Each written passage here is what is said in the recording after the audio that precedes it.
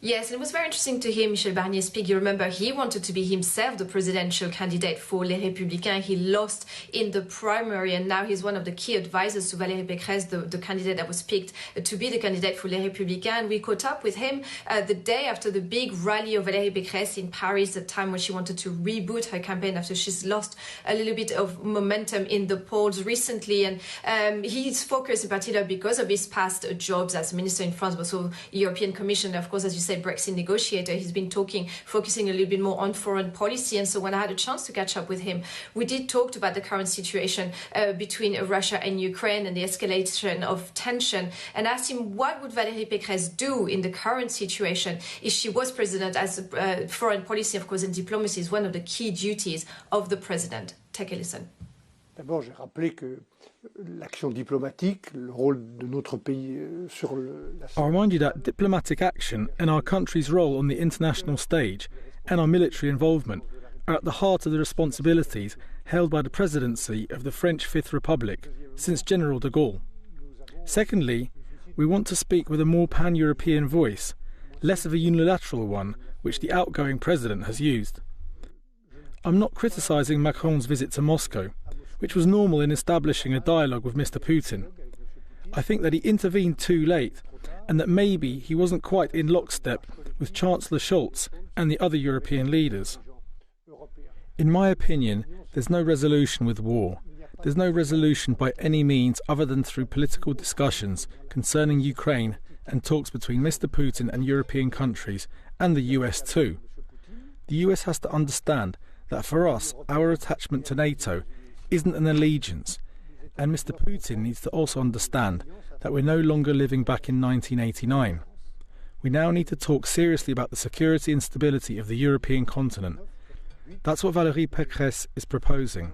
She did so, I think, around the 24th of January for a new Europe-wide security conference. Je crois la première, autour du 24 janvier, d'une nouvelle conférence européenne sur la sécurité de notre continent. Well, let's stick to Europe then. What's the view of Valérie Pecresse on Europe? Because we know there's about a third of voters that are ready to vote for Eurosceptic candidates, and she needs to appeal to some of them. She said yesterday that she remains European without being naive. What does that mean exactly? Eh bien, c'est une ligne d'euro-réalisme. It's a policy of Euro-realism. Yes, Valérie Pecresse is European, just like every other president of the French Republic, since the creation of the European Union, the European project in 1957. And it was the case with the first president of the Fifth Republic, of General de Gaulle. She subscribes to this, but we've drawn lessons from several events that have taken place in the past few years that compel us to do so. Notably, the event I headed as European negotiator, Brexit, that was a very serious event and a failure of the European Union.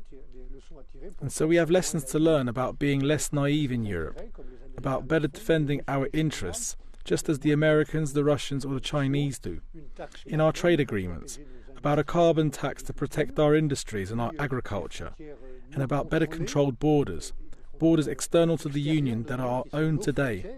In terms of investment, borrowing together to invest together, in the engagements we're going to undertake to pursue France's European engagement on a continent that is indeed less naive.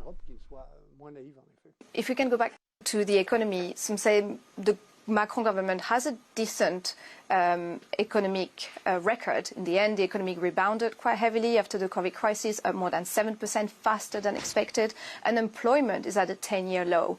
So usually the centre-right is the party that is pro-business and for a boost of the economy. So how can Valérie Pecresse fight against Emmanuel Macron in this campaign once he officially runs on the economic issues?